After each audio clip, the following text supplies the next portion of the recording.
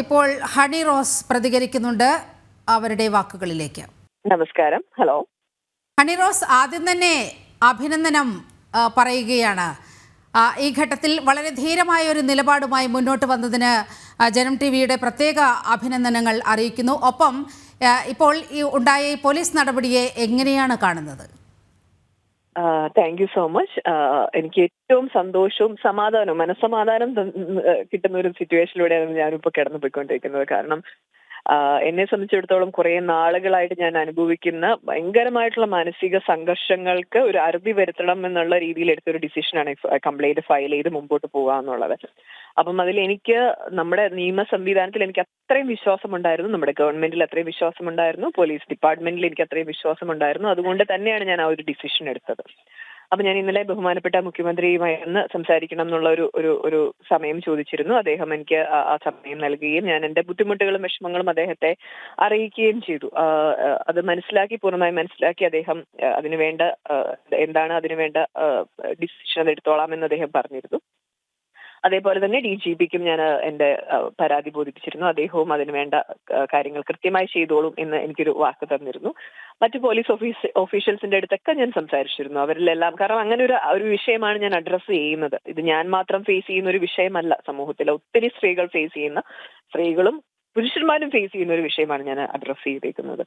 അപ്പം അതിന്റെ ഭാഗമായി ഇത്രയും പെട്ടെന്ന് ഒരു നടപടി സ്വീകരിച്ചു, അദ്ദേഹത്തിനെ അറസ്റ്റ് ചെയ്തു. ഇപ്പം അതൊരു വലിയൊരു മെസ്സേജ് തന്നെയാണ് സമൂഹത്തിന് നൽകുന്നത്. ഇങ്ങനെ ആരെയും എന്തും ദുഷിച്ച് സംസാരിക്കാം എന്നുള്ള ഒരു കാര്യം നിലവിലില്ല എന്നും, അത് നിയമത്തിന് വിരുദ്ധമാണെന്നും, അത് ഒരു ക്രിമിനൽ ഒഫൻസ് ആണെന്നും, അത് ചെയ്യാൻ പാടില്ല എന്നുള്ളതും എനിക്ക് തോന്നുന്നു ഇപ്പം ഒരു മെസ്സേജ് ഡെഫിനറ്റ്ലി ആളുകൾക്ക് മനസ്സിലായിട്ടുണ്ടാവും എന്നാണ് എൻ്റെ ഒരു പ്രതീക്ഷ.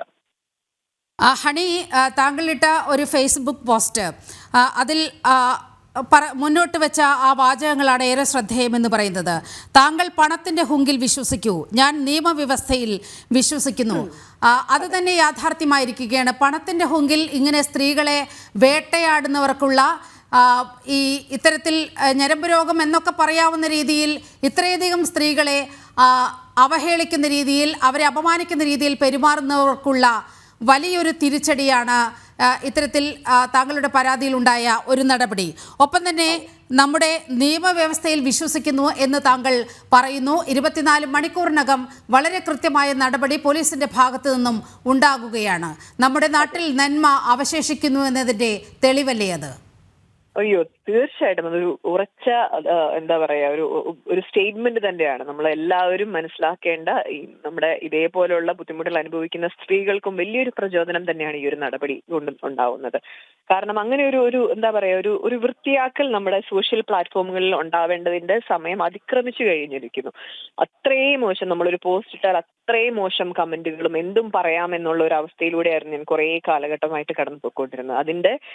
അതിന്റെയൊക്കെ എന്താ പറയാ, അതിൽ നിന്നൊക്കെ ഒരു ഊർജം ഉൾക്കൊണ്ടുകൊണ്ടായിരിക്കാം ചിലപ്പം ഈ ബോബി ചെമ്മണ്ണൂർ എന്ന വ്യക്തി, അദ്ദേഹത്തിന്റെ ഒരു പ്രോഗ്രാമിൽ പങ്കെടുക്കുമ്പോൾ സ്റ്റേജിൽ വെച്ചും സ്ഥാപനത്തിന്റെ ഇനാഗ്രേഷന്റെ സമയത്തൊക്കെ പല മോശം പരാമർശങ്ങളും അദ്ദേഹത്തിന്റെ ഭാഗത്തുനിന്ന് ഉണ്ടായതും എല്ലാം അതുകൊണ്ട് തന്നെ ആയിരിക്കാം. അതിൽ നിന്നും അതൊരു ക്രൈമാണെന്നും, അങ്ങനെ ഒരാളെ ഒരു സൈബർ ബുള്ളിങ്ങിനും എന്താ പറയാ അബ്യൂസിനും ഒക്കെ ഇട്ടുകൊടുക്കാൻ പാടില്ല, സ്ലട്ട് ഷെയ്മിങ്ങിനും ഒന്നും ഇട്ടുകൊടുക്കാൻ പാടില്ല എന്നും ഉള്ള ഒരു ഉറച്ച മെസ്സേജ് തന്നെയാണ് ഈ ഒരു ഇൻസിഡന്റ് കൂടി എനിക്ക് സമൂഹത്തിന് കിട്ടുന്നത്.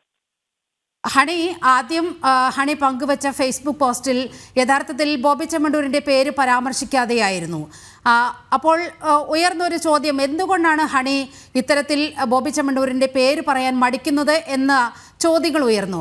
തൊട്ട് താഴെ ആ പോസ്റ്റിന് താഴെ അശ്ലീല ചുവയുള്ള കമൻറ്റുകൾ വന്ന് നിറയുകയായിരുന്നു. യഥാർത്ഥത്തിൽ ആ പോസ്റ്റിന് താഴെ വന്ന കമൻറ്റുകൾ നോക്കിയാൽ അറിയാം ബോബി ചെമ്മണ്ണൂർ തന്നെയാണ് ഈ കേസിൽ ഹണി ഉദ്ദേശിച്ചിരിക്കുന്നത് എന്നാണ്. എങ്ങനെയാണ് പിന്നീട് പോലീസിലെ പരാതി നൽകാനുള്ള ഒരു പ്രേരണ ഉണ്ടാകുന്നത്? നമ്മൾ പരാതി കൊടുക്കാമെന്നുള്ള ഡിസിഷനിൽ തന്നെയാണ് ഈ എല്ലാ പോസ്റ്റുകളും ഇട്ടേക്കുന്നത്. ഒരിക്കലും പരാതി കൊടുക്കുന്നില്ല എന്നൊരു സാധനം നമ്മുടെ മൈൻഡിലുണ്ടായിരുന്നില്ല. അപ്പം നമ്മൾ ലോയേഴ്സിന്റെ, കാരണം ഇതൊരു വലിയ ഫൈറ്റ് ആണ്. അദ്ദേഹത്തെ ബോബി ചെമ്മണ്ണൂരിനെ പറ്റി നമ്മൾ പറയുകയാണെങ്കിലും അദ്ദേഹം ഒരു ബിസിനസ് ടൈക്കൂണാണ്. അപ്പൊ അതിന്റെ ഒരു സാധനം അവിടെ കിടക്കുന്നു എന്നുള്ളത് പൂർണ്ണമായും മനസ്സിലാക്കിയേക്കുന്നതുകൊണ്ട് തന്നെ നമ്മൾ ലോയേഴ്സിന്റെ അടുത്തൊക്കെ സംസാരിച്ച് എങ്ങനെ അത് ചെയ്യണം എന്നുള്ള വിദഗ്ധമായ നിയമോപദേശം കിട്ടിയിട്ട് തന്നെയാണ് ഈ ഓരോ കാര്യങ്ങളും നമ്മൾ ചെയ്തേക്കുന്നത്. അപ്പൊ ആദ്യം പോസ്റ്റ് ഇട്ടത് അത് അങ്ങനെ തന്നെ വേണം എന്നുള്ള ഉറച്ച ബോധ്യത്തോടു കൂടി തന്നെയാണ് ഇട്ടത്. ഒപ്പം ഹണി ഇത്ര നാൾ എന്തുകൊണ്ട് അത്തരത്തിലൊരു നടപടിക്ക് മുതിർന്നില്ല എന്നാണ് ഈ ബോബി ചെമ്മണ്ണൂർ കഴിഞ്ഞ ദിവസം ഒരു ക്ഷമാപണം എന്ന രീതിയിൽ ഖേദം പ്രകടിപ്പിച്ചുകൊണ്ട് പറഞ്ഞത്.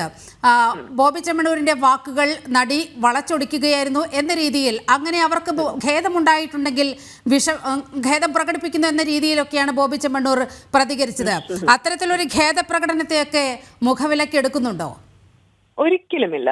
അങ്ങനെ ഒരു ഖേദം പ്രകടിപ്പിക്കണമെങ്കിൽ അദ്ദേഹത്തിന് അത് ആദ്യം ആ പ്രോഗ്രാം നടന്ന സമയത്ത് 4 മാസം മുമ്പാണ് ഈ ഇൻസിഡന്റ് സംഭവിക്കുന്നത്. ഒരു മോശം പരാമർശം ഒന്നല്ല, പല പരാമർശങ്ങളും അദ്ദേഹത്തിന്റെ ഭാഗത്തുനിന്ന് സ്റ്റേജിൽ നിന്ന് സംഭവിച്ചപ്പോൾ ഞാൻ വീട്ടിലെത്തി അതിന്റെ ബുദ്ധിമുട്ട് വ്യക്തമായിട്ട് മാനേജേഴ്സ് വഴി അറിയിച്ചതാണ്. ആ സമയം അദ്ദേഹത്തിന് ചെയ്യാമായിരുന്നു. അത് കഴിഞ്ഞിട്ട് ഞാൻ പങ്കെടുക്കുന്ന ഒരു പ്രോഗ്രാമിൽ ഇദ്ദേഹവുമായിട്ട് യാതൊരു ബന്ധവുമുണ്ടെന്ന് ഞാൻ വിശ്വസിക്കുന്നില്ല. ഇദ്ദേഹം ഒരു സ്ക്രീനിൽ പോലും ഇല്ല ഞാൻ ആ പ്രോഗ്രാം കമ്മിറ്റ് ചെയ്യുന്ന സമയത്ത്. അതിന്റെ തലേദിവസം മാത്രമാണ് ഇദ്ദേഹത്തിന്റെ ഒരു വീഡിയോ ഞാൻ കാണുന്നത്. ഇദ്ദേഹം ഞാനും ഹണി റോസും വരുന്നു എന്ന് പറഞ്ഞിട്ട് എന്റെ ശരീരത്തെ വളരെ മോശമായിട്ട് സംസാരിച്ചിട്ടേക്കുന്ന ഒരു വീഡിയോ. അത് വീണ്ടും അദ്ദേഹം ആവർത്തിക്കുകയാണ്. അത് കഴിഞ്ഞിട്ട് ഇദ്ദേഹത്തിന്റെ പ്രോഗ്രാം വന്നപ്പോഴും വ്യക്തമായി ഞാൻ പറഞ്ഞു, ഇദ്ദേഹത്തിന്റെ ബ്രാൻഡിന്റെ പ്രോഗ്രാം വന്ന് എന്നെ വിളിച്ചപ്പോഴും ഞാൻ വ്യക്തമായി പറഞ്ഞു ഞാൻ ചെയ്യില്ല. അതിന്റെ റീസൺ ഇതാണ്. ഇദ്ദേഹത്തിന്റെ പെരുമാറ്റം, ഇദ്ദേഹം ചെയ്യുന്ന പ്രവൃത്തി, ഇദ്ദേഹം എന്നെ പറ്റി പറയുന്ന കാര്യങ്ങളിൽ എനിക്ക് അത്രയും അതൃപ്തിയും വിഷമവും എന്റെ കുടുംബത്തിനുമുണ്ട്, എനിക്കുമുണ്ട്, എന്റെ കുടുംബത്തിനുമുണ്ട് എന്ന് പറഞ്ഞിട്ടാണ് അത് ഞാൻ റിജക്ട് ചെയ്തത്. അപ്പോഴും അദ്ദേഹത്തിന് വിളിച്ച് ഖേദം പ്രകടിപ്പിക്കാം, ഇനി ഞാനത് ആവർത്തിക്കില്ല എന്ന് പറയാം, അദ്ദേഹം ചെയ്തില്ല. പിന്നെയും ഇദ്ദേഹം പല പ്ലാറ്റ്ഫോമുകളിൽ പോയി വളരെ അബ്യൂസീവ് ആയിട്ടുള്ള കാര്യങ്ങൾ, ഈ ഒരാഴ്ചയ്ക്ക് മുമ്പ് വരെയും അദ്ദേഹം ഒരു ഇന്റർവ്യൂ കൊടുത്തിട്ടുണ്ട്. അത് നിങ്ങൾ നോക്കിയാൽ അറിയാം, സോഷ്യൽ മീഡിയ പ്ലാറ്റ്ഫോമുകളിലുണ്ട്. അത് വാർത്തയായി വരികയാണ്, വലിയ വാർത്തയായി വരികയാണ്.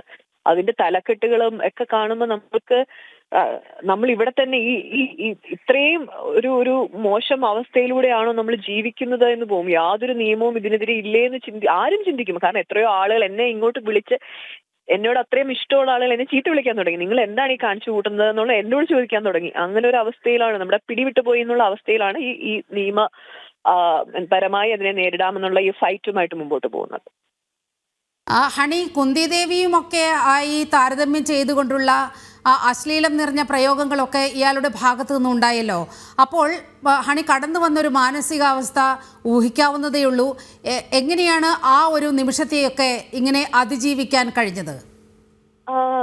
അതിജീവിക്കാൻ കഴിഞ്ഞത് എങ്ങനെയാണെന്ന് ചോദിച്ചാൽ എനിക്കും ഇപ്പം ഒരു അതിശയം തന്നെയാണ്. കാരണം എനിക്ക് ആൻസൈറ്റിയുടെയും ഡിപ്രഷന്റെയും ഒക്കെ ടാബ്ലറ്റുകൾ എടുക്കേണ്ടി വന്നു. ഈ കഴിഞ്ഞ കുറച്ച് നാളുകളായി എന്റെ ഒരു ഹോസ്പിറ്റൽ ഹിസ്റ്ററി നോക്കിയാൽ തന്നെ അറിയാൻ പറ്റും. അത്രയും ബുദ്ധിമുട്ടിലൂടെയാണ് ഞാൻ കടന്നു പോയേക്കുന്നത്, എന്റെ പേരൻസ് കടന്നു പോയേക്കുന്നത്, നമ്മുടെ ഫാമിലിയൊക്കെ പോയേക്കുന്നത്.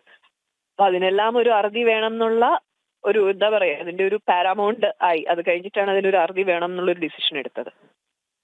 ഹണി, ഇപ്പോൾ ഈ ബോബി ചെമ്മണ്ണൂരിനെതിരെ മാത്രമല്ല, ഇത്തരത്തിൽ ഹണിയുടെ ചിത്രം പങ്കുവെച്ചുകൊണ്ട് വളരെ മോശമായ രീതിയിൽ പ്രചാരണം നടത്തുന്ന സമൂഹ മാധ്യമങ്ങളിൽ കമൻ്റ് ഇട്ടവർ, അതുപോലെ യൂട്യൂബർമാർ, അവർക്കൊക്കെ എതിരെ കേസെടുക്കുന്ന ഒരു സാഹചര്യം ഇപ്പോൾ നിലവിലുണ്ട്. അതുകൂടി നമുക്ക് പരാമർശിച്ചു പോകേണ്ടതല്ലേ?